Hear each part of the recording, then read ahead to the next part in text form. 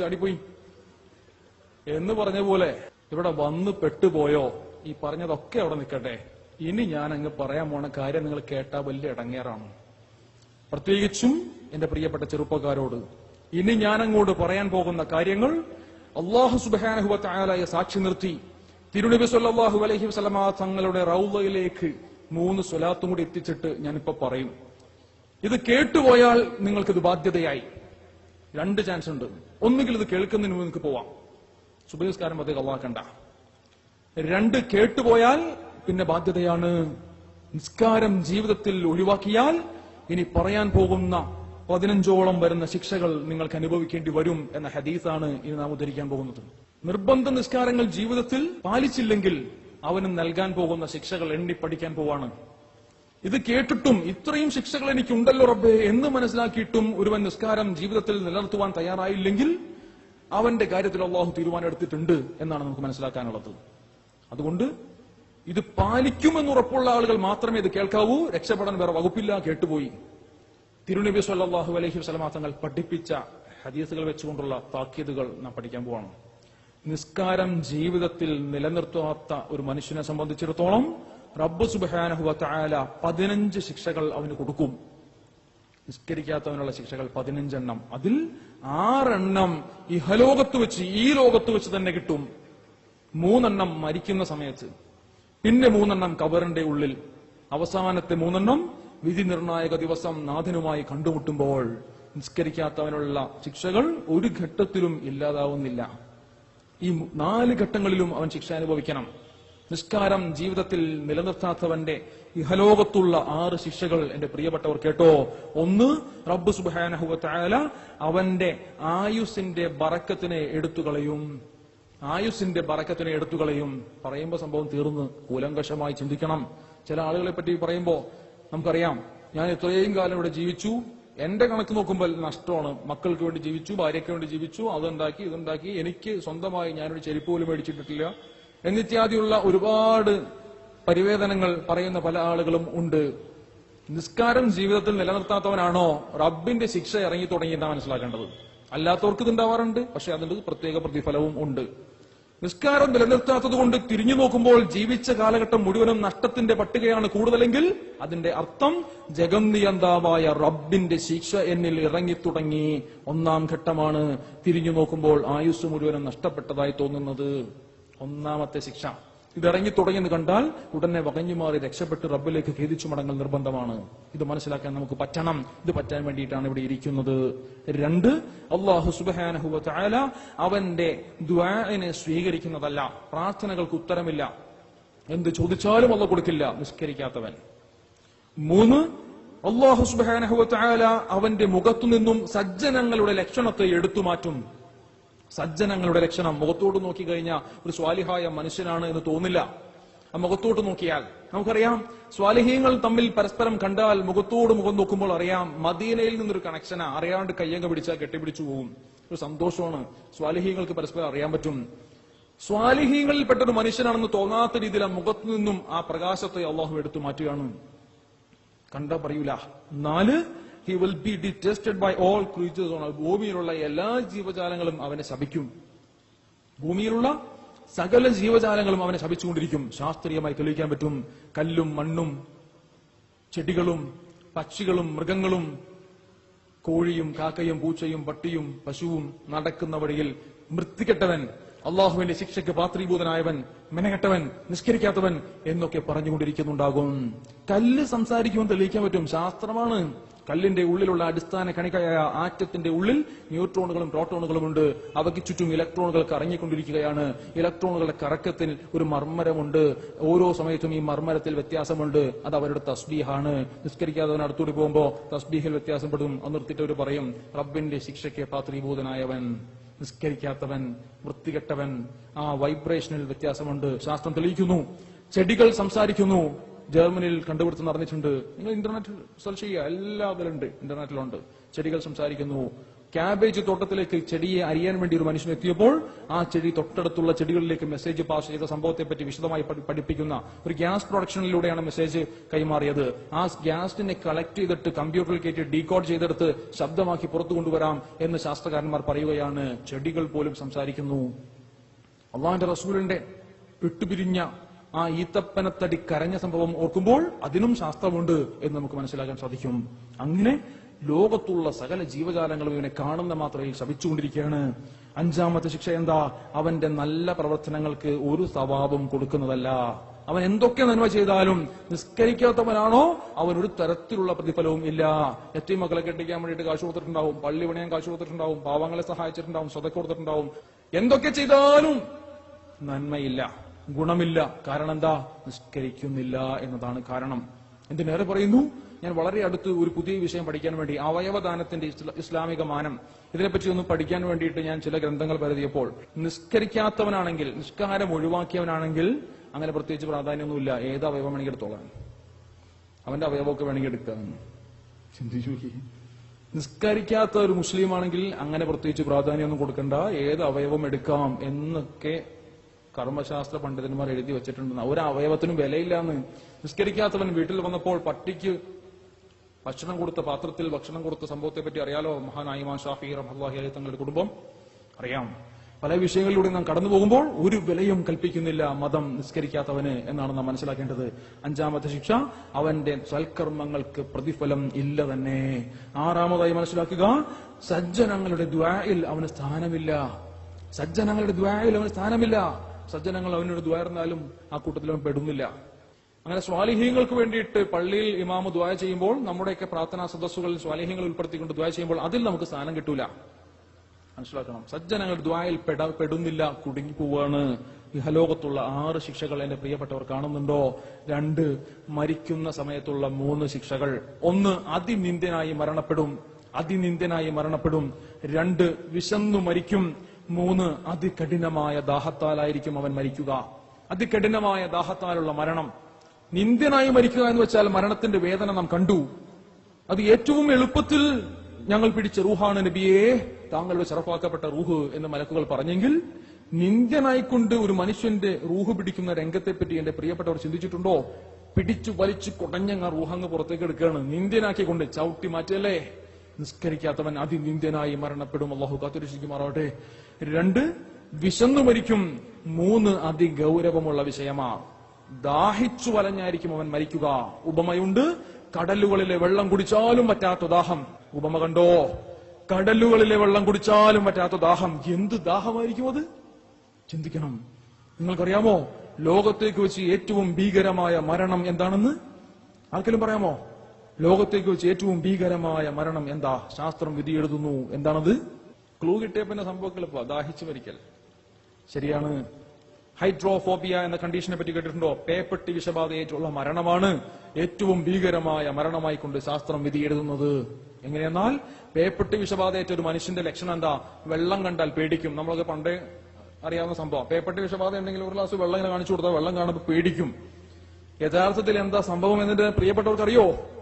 പേപ്പട്ടി വിഷബാധ ഏറ്റാൽ rabies virus അവന്റെ ശരീരത്തിൽ പ്രവേശിച്ചാൽ അത് സ്പൈനൽ ഫ്ലൂയിഡിലേക്ക്, നട്ടെല്ലിന്റെ ചുറ്റുമുള്ള വെള്ളം, നട്ടെല്ലൂത്തി വെള്ളമെടുക്കാന്ന് കേട്ടിട്ടില്ലേ, ആ വെള്ളത്തിലേക്ക് ഈ വൈറസ് അങ്ങ് ബാധിച്ചാൽ പിന്നെ അവന്റെ താടിയെല്ലും നാവും തൊണ്ടയുമായി ബന്ധപ്പെട്ട നെർവുകൾ, നാഡികൾ പണിമുടക്കുകയാണ്, തളർന്നു പോവാണ്.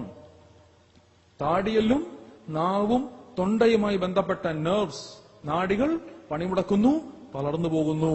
പിന്നെ ആ മനുഷ്യന് വാ തുറക്കാൻ പറ്റില്ല, നാവനങ്ങില്ല, തൊണ്ട അനങ്ങില്ല, ഉമിനീര് പോലും ഇറക്കാൻ പറ്റില്ല. തൊണ്ട അനക്കാതെ ഉമിനീര് ഇറക്കാൻ പറ്റുന്ന ഒരു മനുഷ്യൻ ഈ കൂട്ടത്തിലുണ്ടോ?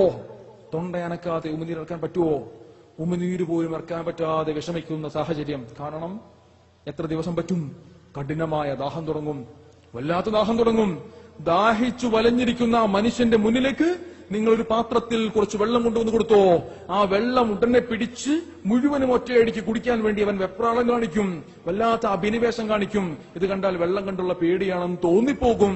ആ തോന്നലിന് ശാസ്ത്രം കൊടുത്ത പേരാണ് ഹൈഡ്രോഫോബിയ. എന്ത് സാധനത്തിനും കൂട്ടത്തിൽ ഫോബിയ ഉണ്ടെങ്കിൽ അതിനോടുള്ള പേടി. ഇസ്ലാമോഫോബിയയുടെ കാലഘട്ടമാണല്ലോ. ഹൈഡ്രോഫോബിയ, വെള്ളത്തോടുള്ള പേടി.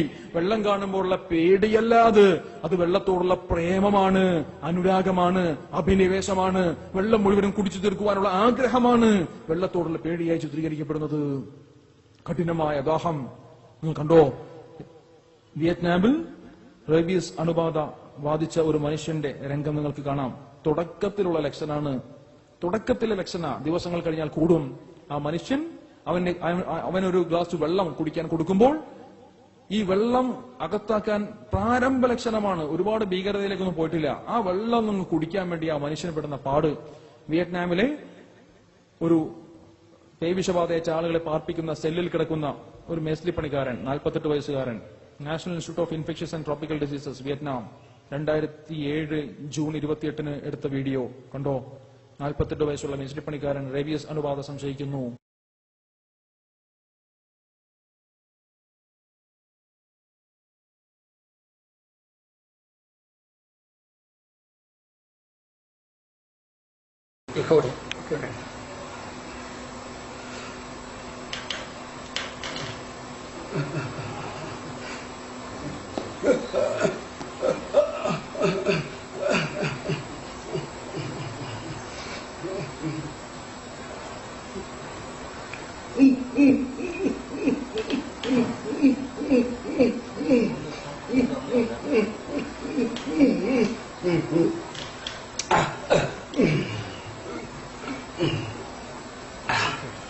അടക്കാൻ പറ്റാതെ, വാ തുറക്കാൻ പറ്റുന്നില്ല, ഒരു കണക്കിന് വായിലാക്കി. എന്നിട്ട് ഏതാണ്ട് ഒരു 50 കിലോ വരുന്ന വെയിറ്റ് അടിച്ച് നിലത്തേക്ക് ഇരുത്തണ ബലം കൊടുത്തുകൊണ്ടാണ് അതൊന്ന് ഇറക്കാൻ ശ്രമിക്കുന്നത്.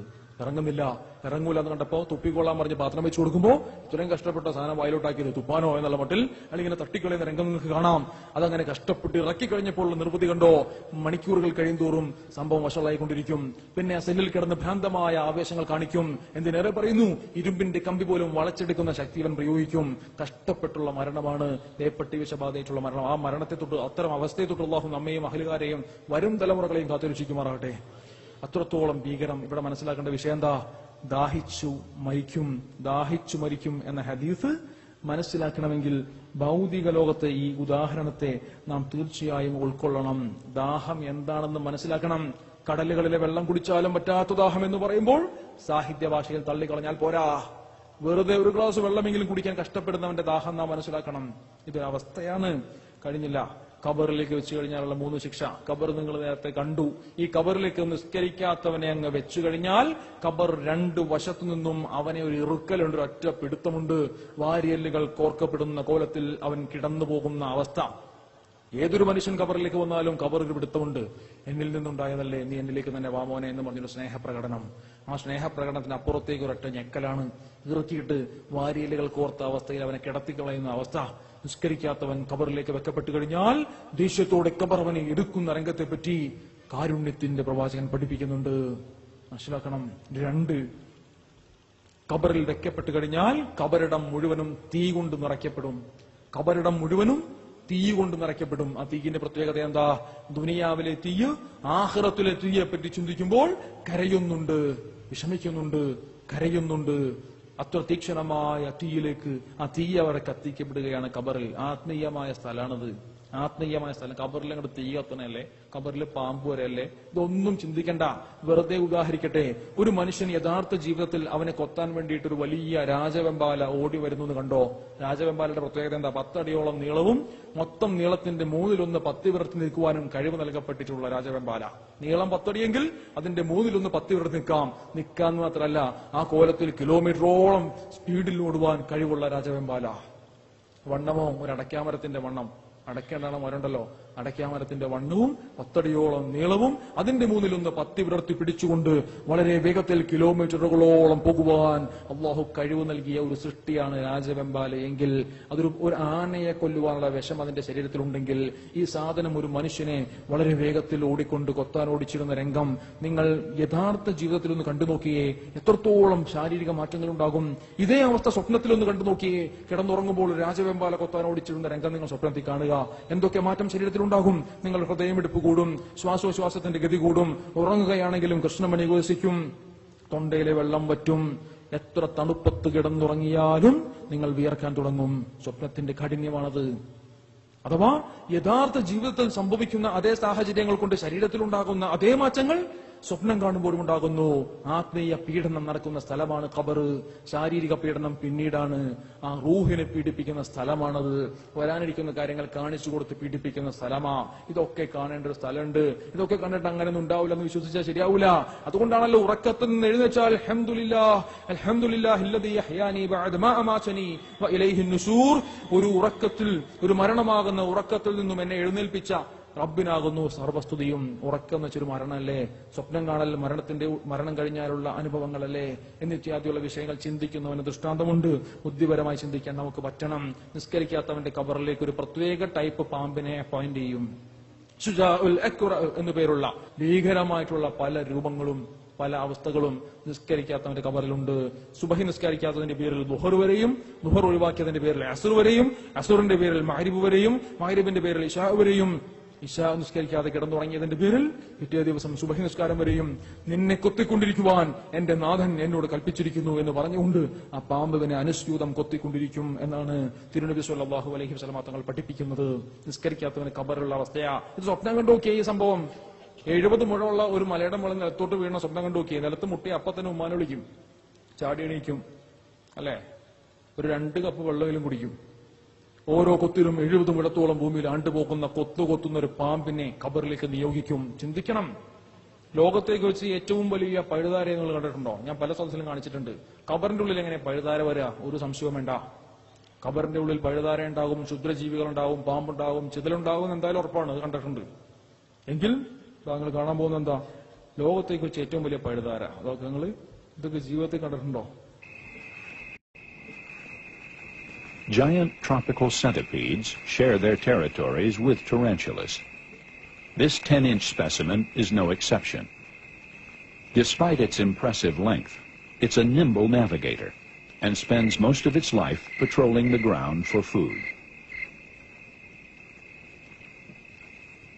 Centipedes are among Earth's oldest terrestrial animals. These primeval creatures have existed for about 400 million years, and some can be highly venomous. Like the tarantula, this centipede is a predator. കാണുന്ന സാധനം ലോകത്തിലേക്ക് ഏറ്റവും കൂടുതൽ വിഷമുള്ള ഒരു ചിലന്തിയാണ്. അതിന്റെ വിഷം കയ്യിൽ വീണ് കഴിഞ്ഞാൽ കൈയുടെ ഭാഗം തുളഞ്ഞു പോകുന്ന ശാസ്ത്രം പറയുന്നത്. അത്ര വിഷമാണ്.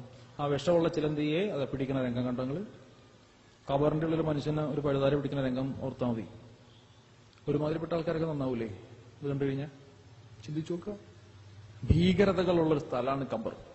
ഭീകരമായ പല ദൃശ്യങ്ങളും നമുക്ക് കണ്ടുമുട്ടേണ്ട ഒരു സാഹചര്യമുണ്ട് എന്ന് മനസ്സിലാക്കലാണ് ബുദ്ധിമാന്മാർ ചിന്തിക്കേണ്ട വസ്തുത. ഇന്നിത്യാദിയുള്ള വിഷയങ്ങളിലൂടെ നിസ്കരിക്കാത്തവൻ കടന്നുപോകുമെങ്കിൽ ഏറ്റവും അവസാനമായി റബ്ബ് സുബ്ഹാനഹു വ തആലയുമായി നേരിട്ട് കാണുന്ന അവസരം 3 ശിക്ഷ. 1, അല്ലാഹു സുബ്ഹാനഹു വ തആല അതികഠിനമായി അവനെ ഹിസാബ് ചെയ്യും, ക്രോസ് ചെയ്യും. അതികഠിനമായ ഒരു ക്രോസിംഗ് അവിടെ നടക്കുകയാണ്. 2, അതികഠിനമായി ദേഷ്യത്തോടെ അള്ളാഹു അവനെ ഒരു നോട്ടം നോക്കും. ആ നോട്ടത്തിൽ അവന്റെ മുഖത്തെ മാംസം മുഴുവനും അടർന്നു വീഴും. നിസ്കരിക്കാത്ത സ്പെഷ്യൽ നോട്ടം. 3, അള്ളാഹു സുബ്ഹാനഹു വ തആല അതിശക്തമായി കഠിനമായി മലക്കുകളോട് ആജ്ഞാപിക്കും, അവനെ തൂക്കിയെടുത്ത് നരകത്തിലേക്ക് എറിയൂ എന്നങ്ങ് പറയും. തൂക്കിയെടുത്ത് നരകത്തിലേക്ക് ഒറ്റ എറിയാൻ പറയും. നിസ്കരിക്കാത്തവനാണെങ്കിൽ പിന്നെ അതിനപ്പുറത്തേക്ക് ഒരു കാര്യമില്ല. ആ അവസ്ഥയിലേക്ക് മനുഷ്യൻ എത്തിപ്പെടുന്ന രംഗം ചിന്തിക്കുന്നവർക്ക്, ബുദ്ധിയുള്ളവർക്ക് ജീവിതത്തിൽ മാറ്റം വരുത്താൻ പറ്റിയ സമയമാണ്. കണ്ടോ, സുബഹി നിസ്കരിക്കാത്തവന്റെ മുഖത്തിന്റെ പ്രകാശത്തെ അള്ളാഹു എടുത്തുകളയും, ളുഹർ നിസ്കരിക്കാത്തവന്റെ സമ്പത്തിന്റെ ബറക്കത്തിനെ അള്ളാഹു എടുത്തുകളയും, അസർ നിസ്കരിക്കാത്തവന്റെ ശരീരത്തിന്റെ ആഫിയത്തിനെ അള്ളാഹു എടുത്തുകളയും, മഗ്രിബ് നിസ്കരിക്കാത്തവന്റെ മക്കൾ അവന് ഗുണം ചെയ്യില്ല, ഇശാ നിസ്കരിക്കാത്തവന്റെ ഉറക്കത്തിന്റെ സമാധാനത്തെ അള്ളാഹു എടുത്തുകളയും. 5 വഖത്ത് നിസ്കാരം മുടക്കിയാൽ ഇതിലേതെങ്കിലും മുടക്കുന്നതനുസരിച്ച് അനുഭവിക്കേണ്ടി വരും. ഇതൊക്കെ ഉൾക്കൊണ്ടുകൊണ്ട് ജീവിതത്തിൽ മാറ്റം വരുത്തുവാൻ അള്ളാഹു സുബ്ഹാനഹു വ തആല നമുക്ക് തൗഫീഖ് നൽകുമാറാകട്ടെ. ഈ കേട്ട എന്റെ പ്രിയപ്പെട്ട സഹോദരങ്ങൾ, ഇത് ബാധ്യതയായി പോയി. ഇത്രയും ശിക്ഷകൾ മനസ്സിലാക്കിയ നമ്മെ സംബന്ധിച്ചിടത്തോളം ഇനി നിസ്കാരം നിലനിർത്തൽ ബാധ്യതയാണ്. ഒരൊറ്റ വഖത്ത് നിസ്കാരം നാം ഖളാക്കാൻ പാടില്ല. ഈ വിനീതൻ എന്റെ നഫ്സിനോടും ഈ പറയപ്പെട്ട എന്റെ സഹോദരങ്ങളോടും പ്രത്യേകം ഉണർത്തുന്നു. പ്രത്യേകിച്ചും SSFന്റെ ചുണക്കുട്ടികളായ എന്റെ സഹപ്രവർത്തകർ, ഒരൊറ്റ വഖത്ത് നിസ്കാരം നിങ്ങൾ മുടക്കാൻ പാടില്ല. ഈ പ്രഭാഷണം കേട്ട് അല്പം വൈകിയാലും ദുആ ചെയ്ത് ആമീൻ പറഞ്ഞ് നമുക്ക് പോകാം. പക്ഷേ നാളെ പള്ളിയിൽ സുബഹി നിസ്കാരത്തിന് ആളുകൾ കൂടുതൽ ഉണ്ടാവണം. ഒരു പെരുന്നാൾ നിസ്കരിക്കാനുള്ള ആളുകൾ അവിടെ ഉണ്ടാവണം. ഇഖ്ലാസോട് കൂടിയിട്ട് ആർജവത്തോടെ ഈ പറയപ്പെട്ട സംഭവങ്ങളിൽ നിന്ന് രക്ഷപ്പെടുക എന്ന നല്ല ഉദ്ദേശത്തോടെ എഴുന്നേറ്റ് പള്ളിയിൽ വരാൻ നമുക്ക് പറ്റണം. എഴുന്നേക്കാനേ ബുദ്ധിമുട്ടുള്ളൂ. എഴുന്നേറ്റ് കഴിഞ്ഞാൽ പിന്നെ സന്തോഷമാണ്. പള്ളിയിലെത്തിയാൽ അതിലേറെ സന്തോഷ. നിസ്കാരം കഴിഞ്ഞു കഴിഞ്ഞാൽ പിന്നെയും സന്തോഷം കൂടും. നിസ്കാരം കഴിഞ്ഞ് പ്രഭാതം വരെയുള്ള സമയമോ വല്ലാത്ത ആനന്ദമാ. എഴുന്നേക്കാനും ഇത് ജമാഅത്തോടെ കിട്ടാനും എനിക്ക് പറ്റിയല്ലോ എന്ന സന്തോഷം ആ സുബഹിക്ക് ശേഷം പ്രഭാതം വരെയുള്ള സമയത്തിനുള്ളിൽ സ്വർഗത്തിൽ നിന്നും ഒരു പ്രത്യേക കുളിർ തന്നൽ അടിച്ചു ഭൂമിയിലേക്ക് വീശും. അത് കിട്ടാൻ